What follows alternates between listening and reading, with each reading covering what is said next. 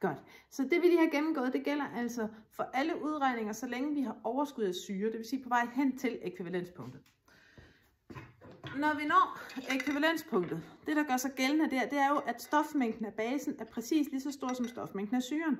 Så hvis jeg vender tilbage til mine legoklodser her, så på vej hen til ækvivalenspunktet har jeg stadigvæk overskud af gule, det vil sige af min syre. Der er altså noget syre, der ikke har reageret. Når jeg når ækvivalenspunktet, så sker der det, at al min syre har reageret med base. Det vil sige, at der er ikke nogen syre, hverken molekyler eller ioner, eller efter vi arbejder med, hernede i, som ikke har reageret. Så stofmængden af syren er lige med stofmængden af basen. Og i det her tilfælde, hvor jeg har en stærk syre og en stærk base, så i ækvivalenspunktet, der vil jeg have en opløsning af vand og natriumklorid. Det vil sige, at den er fuldstændig neutral, og derfor hedder det også en neutralisationsreaktion. Der vil pH være lige med 7. Hvis jeg fortsætter med at tildryppe base, så vil der nu komme et overskud af min base ned i. Det vil sige, at de røde, der vil være nogle røde ned i, som ikke har reageret.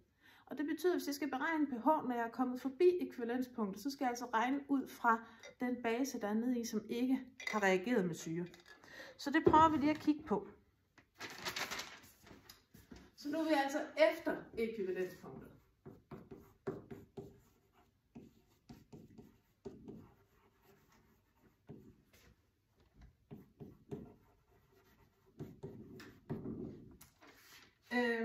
Så vi har overskud af base, og derfor så beregner vi altså ud fra de hydroxidioner, som er blevet tilføjet. Så jeg prøver igen at lave et eksempel. Nu kigger jeg på, hvordan situationen er dernede, hvis jeg har tilsat 25 ml natriumhydroxid.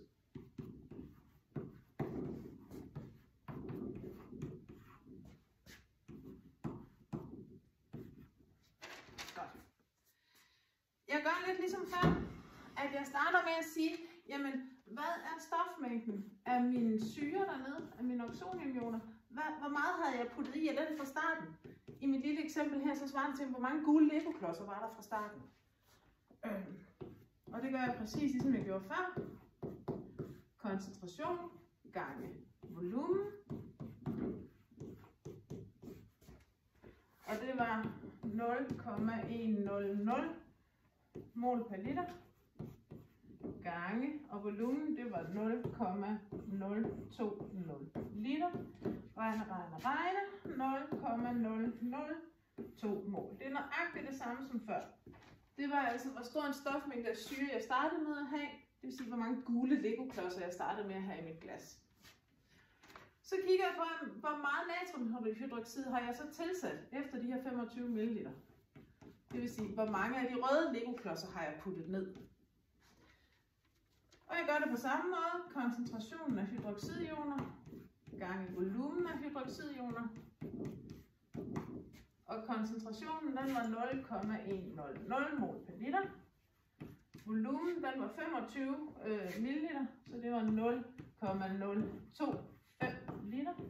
Og hvis jeg regner på det, så giver det 0,0025 mol. Så jeg har altså et overskud af hydroxidioner nede i nu. Så hvis jeg nu lige kigger på, hvor stort mit overskud er. Overskud af hydroxidioner, det finder jeg ved at sige stofmængden af hydroxidioner minus stofmængden af oxoniumioner, fordi de reagerer i forholdet 1 til 1. Så hver af de her oxoniumioner reagerer med en af dem her, det kan vi se heroppe. Hver oxoniumion reagerer med en hydroxidion. Så lige så mange oxoniumioner der er nede i, lige så mange hydroxidioner har jeg brugt til den her reaktion. Så det jeg kigger på nu, det er, hvor mange er der så tilbage, altså hvor mange er der i overskud. Og det er 0,0025 minus 0,0020, det var den her mol.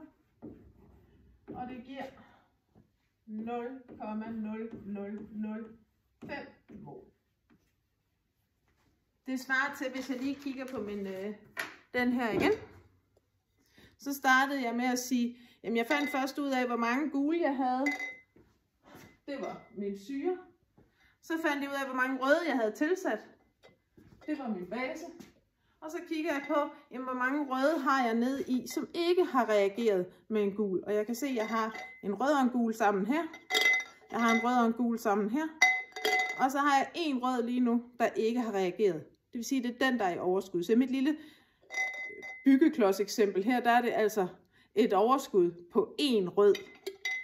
I mit regneeksempel her, der har jeg et overskud, der hedder 0,0005 mol.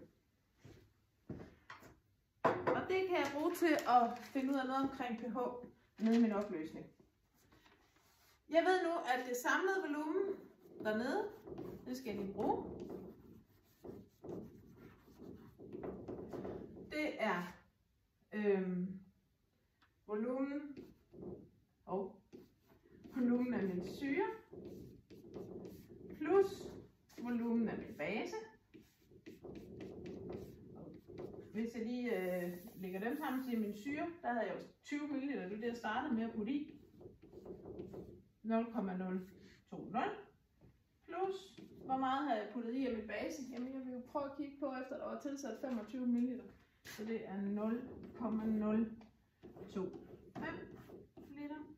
Og hvis jeg regner på det, så har jeg et samlet volumen, der hedder 0,045 liter. Det kan jeg bruge til at finde først den aktuelle koncentration af mine hydroxidioner. Fordi det er jo basen, jeg regner på, jeg har overskud af base. Og den finder jeg ved at sige stofmængden af hydroxidioner divideret med volumen.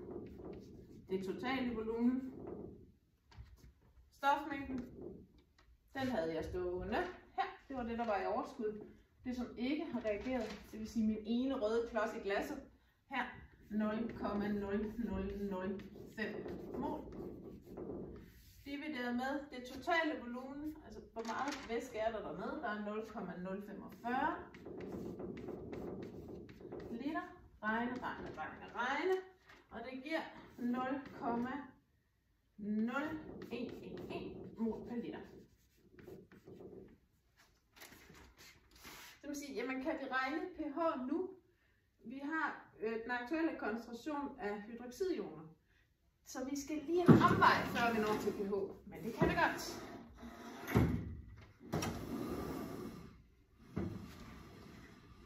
Fordi vi kan starte med at regne pOH.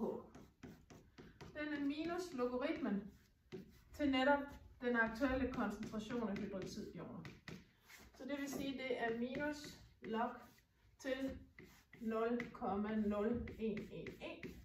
Regne. Så bliver det 1,954. Og vi ved, at pH plus pOH, de altid skal give 14. Det betyder, at så må pH være lige med 14 minus pOH. Og så kan vi indsætte 14 minus 1,954.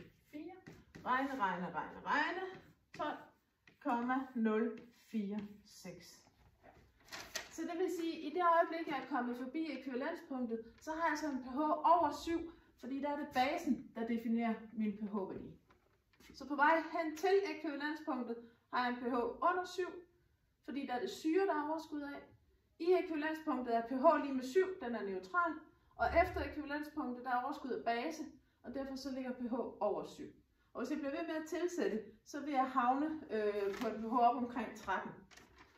Så man kan tegne, nu bliver den lidt lille her, men man kunne godt tegne et skema her, hvor vi har pH opad, og vi har tilsat volumen af natriumhydroxid herudaf. Og så vil den gå sådan her, hvor jeg har ekvivalenspunktet liggende lige her med en pH 7. Så vil den nærme sig en pH 13 heroppe, og hernede vil den have pH omkring 1. Så sådan vil det komme til at se ud, når man laver det her rent eksperimentelt. At man altså starter med og have en opløsning af saltsyre, så har vi en pH på omkring 1. Tildrypper natriumhydroxid, pH er ret stabil, og så lige pludselig i løbet af ganske få dråber, så stiger pH-værdien meget brat, kommer op og nærmer sig 13. Og så sker der ikke ret meget med pH mere bagefter, fordi så er det en ren natriumhydroxidopløsning, så den bliver liggende der omkring de 13. Jeps. Så det var lidt om, hvordan man kan regne, på pH-værdien under en titrering af en stærk syre med en stærk base.